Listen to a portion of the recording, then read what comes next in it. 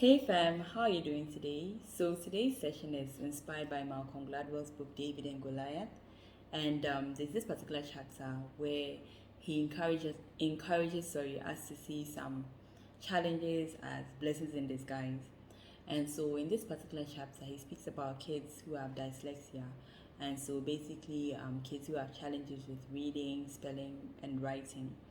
And he shares a particular case study of a young gentleman who in school, couldn't really keep up as much as his classmates, or couldn't really learn in the same way as his classmates because of his challenges with, reading, spelling, and then writing. So he definitely had to find another way to get through learning.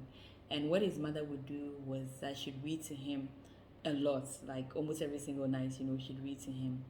And so eventually he developed strong memorization capabilities, which eventually helped him win through life. So after basic school, he went to high school. Then at a point, he said he wanted to do law.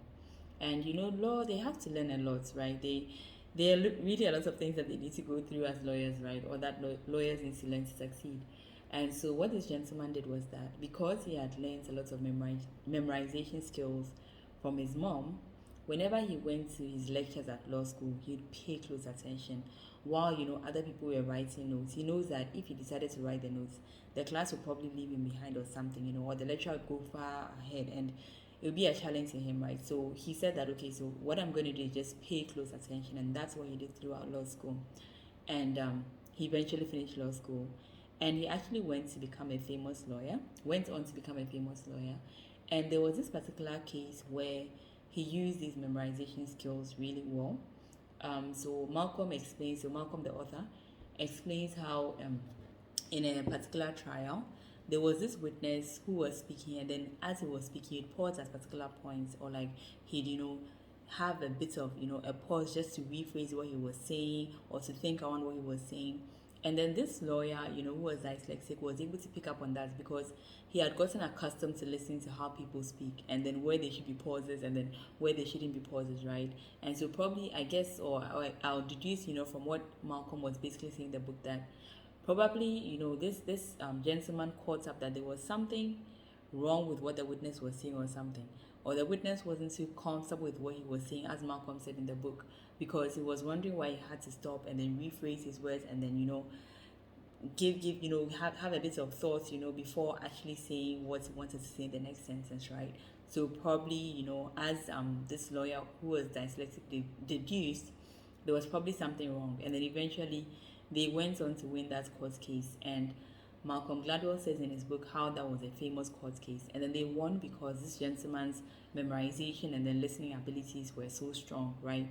And so he basically shares in that book, in this chapter, right, about how parents could probably view dyslexia as something that may not be a challenge that's going to put their child down forever, or like make them not like excel or anything. He says that maybe that could be the thing that will propel them to greater successes in life, because their children would have to face should I say they'd have to become stronger, much stronger early on, because imagine that we're in school and then everybody's reading normally, picking up normally, but then you can't really do it as quick as everybody, you definitely develop some, I don't think resistance is the right word, but you develop some strength really, really quickly. And the interesting thing is that Malcolm Gladwell went on to share in this book that entrepreneurs like Richard Branson, and then he mentioned a couple of entrepreneurs who have gone on to do amazing things are actually dyslexic. And he mentioned that the president of Goldman Sachs, I don't know, I think that was at the moment of his writing. I still don't know if that's the person who's the president, but then he mentioned that that person was also dyslexic.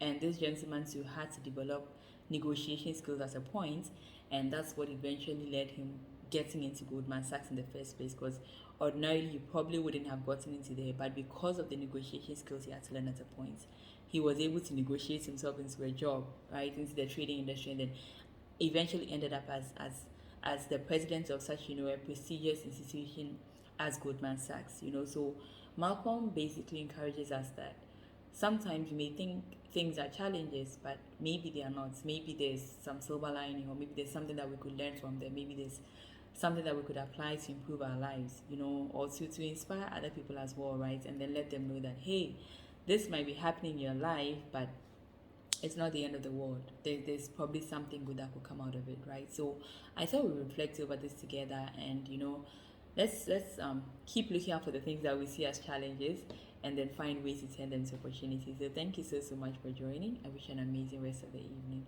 Goodbye for now.